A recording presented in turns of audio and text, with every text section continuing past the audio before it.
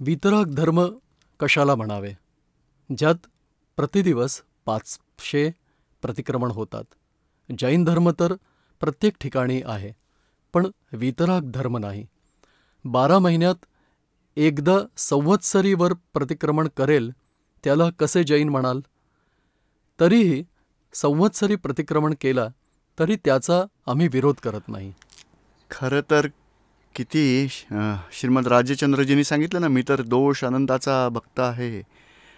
स्वतःचे दोष बघितले नाहीत तर संसारात तरुण जायचा उपाय काय? स्वतःच्या दोषांशिवाय त्यानेच आपल्याला बंधन झालं आणि दोष कमी. दोष संपतील तरच मुक्ती होईल. आणि तीच गोष्ट आता निघून गेली आहे. वर्षातून एकदा प्रतिक्रमण कराल तर कसे दोष धुतले जातील? परवा काय जेवलात तेही लक्षात राहत नाही तर दोष कसे काय आठवतील? म्हणजे शूट ॲट साईट. आज खरंच जे काही झालं त्याचवेळी जागृती यायला हवी. पण ती जागृती आणायची कुठून? समकित शिवाय, आत्मदर्शनाशिवाय, आत्मज्ञानाशिवाय ती जागृती येणंही खूपच कठीण आहे. म्हणजे तिथपर्यंत पोहोचायचं आहे. अजून तिथपर्यंत पोहोचलो आहे की स्वतःचे दोष कळलेच नाहीत तर मग प्रतिक्रमण कशाचं करायचं? आणि फक्त वाचतच राहू तर मग दोष धुतलेही जाणार नाहीत. कपडे धुवायचा साबण आणायला हवा, कपड्यांना भिजवायला हवं, भिजलेल्या कपड्यांवर साबण घासायला हवा, ब्रशने सोबत मळ तो घासायला हवा आणि नंतर कपड्यांना चांगल्या पाण्याने धुवायला हवं. व्यवस्थित पिळून त्यांना दोरीवरती वाळत टाकलं पाहिजे. वाळलेल्या कपड्यांवर प्रेस करून ते घालायला हवेत. असं 25 वेळा बोलला तरी मळ जाईल का? नाही जाणार. ही तर क्रिया होत जाते. असं करावं. पण करण्याची गोष्ट नाही सांगितली की ज्यात हे सामान्यपणे सांगितलं की बुवा ह्या प्रकारे दोष धुवायला हवेत. पण आपल्या जीवन व्यवहारामध्ये आपल्या आसपास व्यक्तींसोबत आपला कसा व्यवहार असतो, तो कुठल्या प्रकारे आपले कशा उत्पन्न होतात त्यांनाच बघून त्यावर प्रतिक्रमण करायचं की ओ मी क्रोध केला, समोरच्याला या प्रकारे दुःख दिलं, मी मानाच्या अहंकारात आलो होतो आणि सगळ्यांना तुच्छ मानून त्यांच्याप्रती अभाव केला, आम्ही उच्च आहोत, हे लोक तुच्छ आहेत असा आपण भाव बिघडवले. ह्या प्रकारे कितीतरी दोष निरंतर होत राहतात. अज्ञानता म्हणजे निरंतर दोष त्यांचं स्वरूप. आणि ते दोष ओळखाल, नंतर प्रतिक्रमण कराल तर ते दोष जातील. नाहीतर साधारण क्रिया करत राहिल्याने एकाग्रतेचा फायदा मिळेल. थोडं पुण्यही बांधलं जाईल. म्हणा चूक तर नाही केलं, दुसऱ्याला नुकसान तर नाही केलं. पण खरं तर भगवानांच्या हृदयात जी गोष्ट होती, कसं प्रतिक्रमण व्हायला हवं, ते सगळं स्लिप झालं आहे. आता ते चुकलं आहे. आता आम्ही असे कठोर बोलतो, पण आम्ही बोलण्या अगोदरच प्रतिक्रमण करून घेतलेलं असतं. दादाजी सांगतात की मी हे खरं तर कुणाची चूक काढायचा कुणालाही अधिकार नाही. हे तर सत्संगात जेव्हा कोणी विचारतं तेव्हा दादाजी म्हणायचे. नैमित्तिक वाणी निघून गेली तरीही दादाजी म्हणायचे, जितकेही मी शब्द बोलतो त्यामागे माझं प्रतिक्रमण असतं. एकदा त्यांच्या कुटुंबाची गोष्ट चालली होती. आमच्या वहिनी अशा होत्या, आमचे भाऊ असे होते आणि आईने हे वडिलां थोडं जीवनचरित्राबद्दल सांगितलं होतं. पण आता अर्धा तास काही गोष्टी सांगायचे. पूर्ण रात्र मला प्रतिक्रमण करावं लागेल आज तर. तुम्ही लोक तर झोपून जाल, मला तर सारी रात्र प्रतिक्रमण करावं लागेल.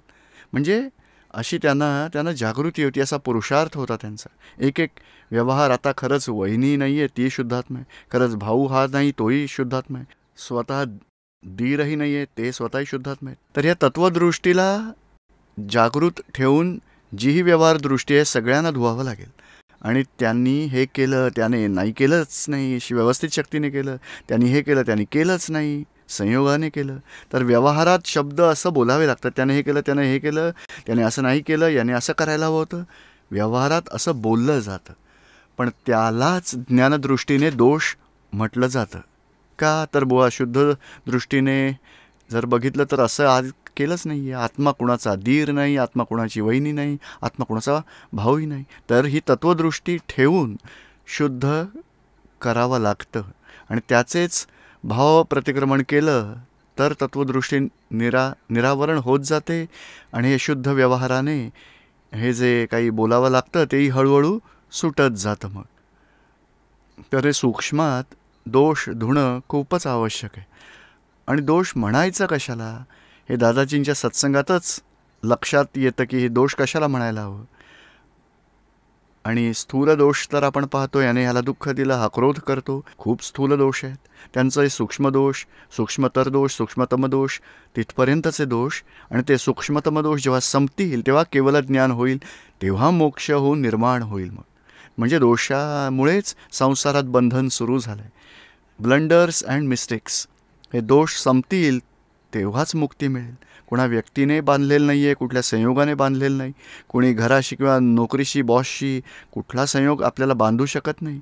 आपल्या चुकांमुळेच आपण संसारात भटकतो. चूक म्हणजे जर कोणी म्हटलं, तुम्ही पुढे का बसलात, मागे जा, समजत नाही. तर मी बसलो आहे, पुढे बसलो आहे, त्यात काय चुकलं. पण बसणारा स्वतः नाहीच आहे, स्वतः तर शुद्धात्मा आहे. म्हणजे प्रतिक्षण आपल्याला ही जागृती ठेवायची, कुणाला म्हटलं जात आहे, मी कोण आहे, हा बोलणारा कोण आहे, स्वतः कोण आहे. तर ही जागृती निरंतर ठेवायची आपल्याला. इथे तर इगोइझम उभा राहतो, मी बसणार, काय करणार तुम्ही, तुम्हाला जायचं तर जा मागे, मी नाही जाणार. तर अहंकाराचा संघर्ष हाच सगळ्यात मोठा दोष आहे. आणि हा जो करणार आहे त्यालाच आपण गुन्हेगार बघतो की यानेच मला आठवलं, मी नाही सरकलो.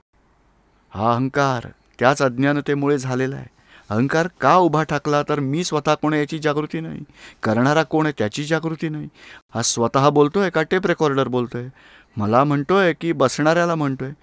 ही सगळी सूक्ष्म जागृती निरंतर ठेवायला पाहिजे. घरातही म्हणतील आमचे हसबंड तर कमवतच नाही चांगलं, तर इगो हर्ट होतो. मग मी हसबंड मला का बोललोय, अरे तुला नाही म्हणत, हसबंडला म्हणते, तुम्ही तर शुद्धात्मा. पण ही वाईफ बोलते माझ्यासमोर आहे, असं का, असा माझा इन्सल्ट आहे. तर इगोइझमचा हा संघर्ष होतो. इगोइझम कशाला म्हटलं जातं, जे स्वतःचं स्वरूप नाही, हसबंड किंवा वाईफ, तेच मी स्वरूप आहे मानतो. जो स्वतःला बोललं जात नाही शब्द, बोलणारा हा कुणाला बोलतोय, बसणाऱ्याला बोलतोय. तर मला का बोलतोय, मीच बसलोय. तर असे आरोपित भावाने निरंतर सगळ्या अवस्थांना मीच मानतो. मी म्हटलं, मी बसलोय, मी चालतोय, या सूक्ष्मात या प्रकारचे दोष असतात. आणि स्थूलात कुणाचे पैसे जास्त घेतले, कुणाचा इन्सल्ट करून काढून टाकलं, तर हे तर एकमेकांना दुःख देतात, ते स्थूल दोष आहेत. पण त्यामुळेच रागद्वेष वैरभाव होऊन मग दुसऱ्या अवतारांची कर्म बांधतात. त्यापासूनच सुटायचं आपल्याला. निरंतर जागृती तोच मोक्ष मार्ग आहे. क्रोधाने किंवा मोहाने वा मानाने अथवा लोभाने, मतभेदाने, मताग्रह, आम्ही जैन आहोत, हे लोक वैष्णव आहेत, हे लोक श्रीमंत, रागद्वेष तोच अहंकार आहे. आत्मा जैनही नाही, वैष्णवही नाही. पण हा अहंकारच हा दोषाचा पुतळा आहे. आणि दोष पूर्णपणे भरलेत अहंकारात. एक एक दोष, जसा कपडा दोऱ्याचा बनलेला असतो ना, एक एक दोरा काढला तर वस्त्र राहणारच नाही. असे दोष संपत गेले तर अहंकार संपत जाईल. मग तिथपर्यंतचा पुरुषार्थ आपल्याला सुरू करायचा आहे. आणि हे ज्ञान तेच सांगतं की स्वतःचे दोष बघा, तरच इगोइझम डिझॉल्व्ह होईल. मूळ चार्ज होणारा इगोइझम ज्ञानाने निघून जातो. पण हे कर्म, त्याचं जे फळ भोगणारा इगोइझम आहे, तो दोषाचं स्वरूप आहे, त्यालाच ज्ञानाने संपवायचं आहे.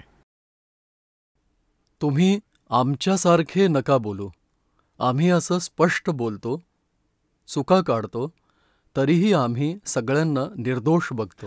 हां, त्यांचं स्पीच खूप स्पष्ट, वितरागी होती, पण स्ट्रॉंग होती. हे त्या मोक्षमार्गात चुका चालत नाहीत. धर्मात चालतील, व्यवहारात चालतील, मोक्षमार्गात मोक्ष, तुम्ही म्हणता की माझा मोक्षमार्ग आहे, तर मग एक रॉंग बिलीफही चालत नाही. जसं 2H+O, त्याचं फळ हे पाणी होणार. आता या विज्ञानात आम्ही बोललो नाही 1H+1O पाणी होऊ शकतं, नाही 2H+3O पाणी होऊ शकतं.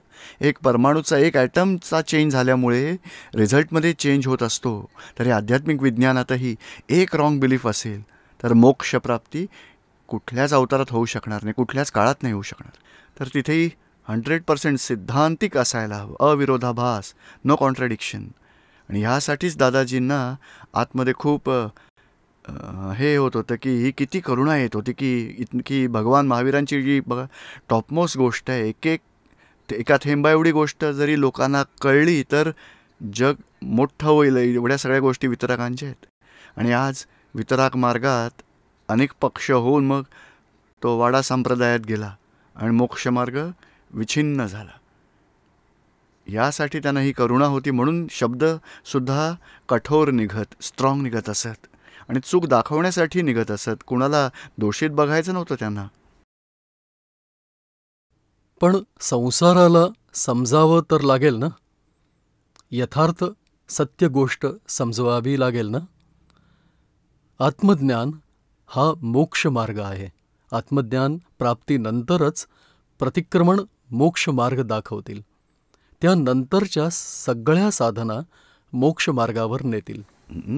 आत्मज्ञान प्राप्तीनंतर ते प्रतिक्रमण आणि कुठलंही साधन, तिथूनच मोक्षमार्ग पूर्ण होऊ शकेल.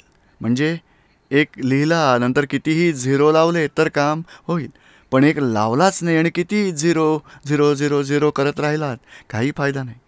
आधी प्रथम एक लिहावं लागेल, तर हा मी शुद्धात्मा आहे ही जागृती आधी मिळवावी लागेल. नंतर जो काही व्यवहार होईल तोच तोच मोक्ष प्राप्ती करून देईल आपल्याला. प्रतिक्रमण करा, विधी करा किंवा सामायिक करा, शक्ती मागा, सगळं हे मोक्षमार्गात हेल्प होईल.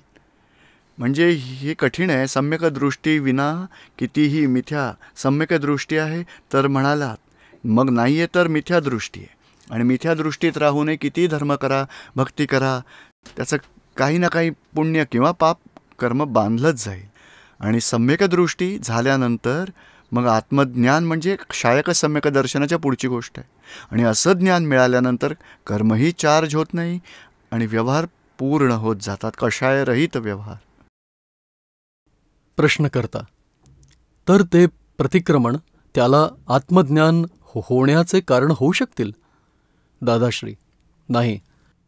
तो जुन्याचं प्रतिक्रमण करेल आणि मग मोहाचे नवीन उभा राहतील. मोह बंद राहिला नाही ना, मोह राहिला आहे ना. दर्शन मोह आहे म्हणून जुने सगळे प्रतिक्रमण केले ते विलय होवत आणि नवीन उत्पन्न होत राहतात. प्रतिक्रमण केलं त्यावेळी पुण्य बांधलं जाईल.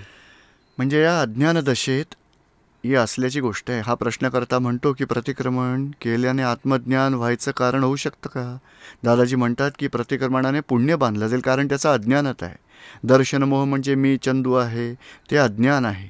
आणि अज्ञानात राहून कितीही प्रकारच्या दोषांचं प्रतिक्रमण केलं तर पुण्य बांधलं जाईल, कारण मी चंदूलाल आहे या अज्ञानतेमुळे पुन्हा बीज पडतच राहील. मोह बंद झाला नाही, मोह राहिला आहे. आणि दर्शनमोह हाच कर्मबीजाचं हे कारण आहे. म्हणजेच कितीही प्रतिक्रमण केलं पुण्य बांधलंच जाईल. पण क्रमिक मार्ग तोच आहे. पण तीर्थंकर भगवानांची उपस्थिती आहे किंवा ज्ञानी पुरुष किंवा आत्मज्ञानी, तर क्रमिक मार्गात हळूहळू तो वर चढत जातो. आणि अक्रमात तर दर्शनमोहच निघून जातो, अज्ञानता संपून जाते, कर्म बांधणारा इगोइझमच उडून जातो. नंतर प्रतिक्रमण जे करतात ते मोक्ष मार्गात आपल्याला पुढील प्रगतीसाठी फायदा देतात. Page number 12. संसाराचे लोक प्रतिक्रमण करतात. जे जागृत आहेत ते रायशी देवशी दोन्ही प्रतिक्रमण करतात, म्हणून तेवढे दोष कमी होत जातात. पण जोपर्यंत दर्शन मोह आहे तोपर्यंत मोक्ष नाही होणार, दोष उत्पन्नच होत राहणार. जितके प्रतिक्रमण होतील तेवढे दोष जातील. अर्थात या काळात हाल शूट ऑन साईटची गोष्ट तर राहिलीच नाही. पण संध्याकाळी म्हणतात की दिवसभराचे प्रतिक्रमण करायचे, तेही आता कुठं आहे. आठवड्यात एकदा करण्याची गोष्ट कुठे गेली आणि पाक्षिकही कुठे गेले. आणि 12 महिन्यात एकदा करतील त्याचीही समज नाही आहे. आणि चांगले कपडे घालून फिरत राहतात. अर्थात असे रियल खरे प्रतिक्रमण कोणी नाही करत, म्हणून दोष वाढत जातात. प्रतिक्रमण तर त्याला म्हणतात की दोष कमी होत जावत. या निरुबेनला तुमच्यासाठी जरासाही उलटा विचार आला, हे पुन्हा आलेत आणि माझ्यासाठी त्रास का निर्माण केला, तेवढाच विचार आत आला, पण तुम्हाला कळू देणार नाही. तोंड हसरं ठेवेल, त्याच वेळी प्रतिक्रमण करेल. उलटा विचार करणेच अतिक्रमण म्हणवले जाते. त्या रोज 500 प्रतिक्रमण करतात. निरुमांच्या जागृतीबद्दल बोलतायत दादाजी. निरंतर जागृत राहत असतात. आणि कोणी जर आला माणूस आणि बघितलं आणि जर भाव बिघडले मन डिस्चार्ज आहे, आणि विचार काही वाईट आले लगेच प्रतिक्रमण.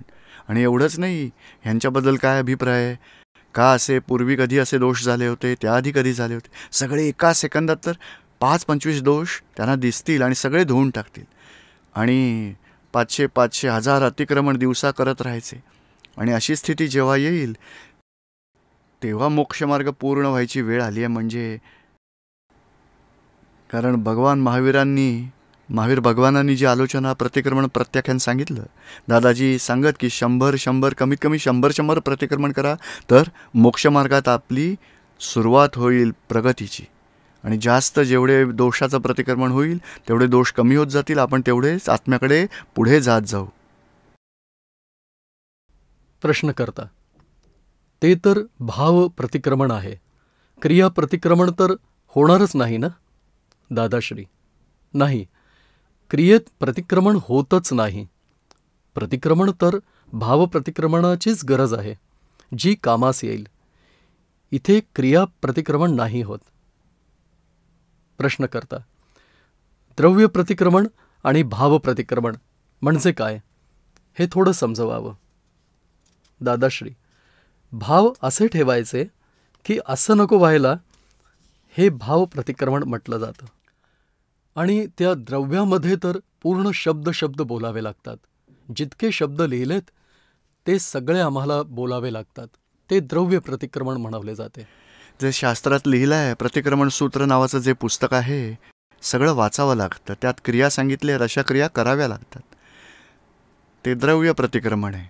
आणि भाव प्रतिक्रमण म्हणजे जी चूक झाली त्याची आणि प्रायश्चित्त होऊन माफी मागायची. भगवान, माझ्याकडून क्रोध झाला, यांना दुःख पोहोचवलं, मनापासून क्षमा मागतोय, मला क्षमा करावी, अशी चूक न करण्याची शक्ती द्यावी. झालं भाव प्रतिक्रमण.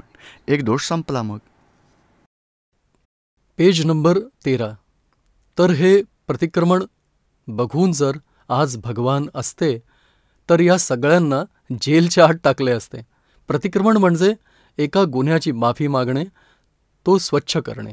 एक डाग लागला असेल, त्या डागाला धुवून स्वच्छ करून टाकणे. ती जशी होती तशीच्या तशी स्वच्छ जागा करून देणे, त्याचे नाव प्रतिक्रमण. आता तर फक्त डागांवालेच कपडे दृष्टीस पडतात. हे तर एका दोषाचे प्रतिक्रमण केले नाही आणि फक्त दोषांचे भांडार होऊन गेलेत. ही निरुबहन आहे. त्यांचे सगळे आचार विचार कसे उच्च झाले आहेत. तेव्हा म्हणाले प्रतिदिन 500 प्रतिक्रमण करत होत्या, आणि आता तर सांगतात की आत 1200 प्रतिक्रमण होतात. या लोकांकडून एकही प्रतिक्रमण होत नाही. दादाजी स्वतःचंही सांगत, जेव्हा त्यांना ज्ञान झालं 1958 मध्ये, तेव्हा 4 वर्षांपर्यंत रात्रंदिवस एकेका व्यक्तीचं स्वतः प्रतिक्रमण केलं. फॅमिलीवाले, नातेवाईक, शेजारी पाजारी, गाववाले, बिझनेसवाले, एकेका व्यक्तीचं इतकं सारं प्रतिक्रमण दिवस रात्र केलं 4 वर्षांपर्यंत. आणि सगळ्यांसाठी जेही अभाव, तिरस्कार, काही दोष, चुका झाल्या होत्या, सगळ्यांना धुवून टाकलं. आणि तेव्हाच हे ज्ञान हळूहळू प्रकट होत गेलं. त्यांना अनुभवात तर आलंच होतं, पण लोकांच्या कामास येईल असं व्हायला पाहिजे की जेवढे दोष संपलेत नंतर लोकांना कामाचा वाटेल असा व्यवहार होत गेला त्यांचा. नेहमीच जे करतो त्याने आवरण येते. आवरण आल्याने चूक झाकली जाते. म्हणून चूक नजरेसच पडत नाही. चूक तर आवरण सरकल्याने नजरेस येईल आणि ज्ञानी पुरुषाजवळ ते आवरण तुटेल. नाहीतर स्वतःकडून आवरण तुटत नाही. ज्ञानी पुरुष तर सगळे आवरण फ्रॅक्चर करून, तोडून, उडवून देईल. इथे सांगतात जे क्रिया करतात, नेहमी नियम काय आहे की कुणी पूजा करत असेल तर त्याचंही आवरण येईल. कारण मी केली, तो सूक्ष्मात अहंकार आहे. तरी जी क्रिया, धर्माची ही क्रिया करतो तर त्याचंही आवरण येत असतं. आणि आवरणामुळे सगळ्या चुका झाकल्या जातात. चूक नजरेसच पडणार नाही. आणि हे ज्ञान तर जेव्हा मिळतं तेव्हा आवरण तुटतं, तेव्हा आपली जागृती वाढते, तेव्हा चूक दिसायला सुरुवात होते. म्हणजे ज्ञानी पुरुषाच्या कृपेमुळे आवरणं तुटतात. आवरण फ्रॅक्चर झाल्यानंतर, आवरण तुटल्यानंतर मग जागृती सुरू होते. ज्ञानविधीत तेच होतं, आवरण तुटतं आणि जागृती सुरू होते. आणि नंतर स्वतःचे दोष बघितल्यामुळे एक एक दोष कमी होत जातात, आत्मशक्ती वाढत जाते. प्रश्नकर्ता: प्रतिक्रमणाला कसे शुद्ध मानावे?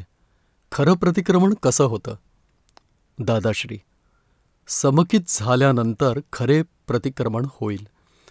दृष्टी सुलटी झाल्यानंतर, आत्मदृष्टी झाल्यानंतर खरे प्रतिक्रमण होऊ शकतात.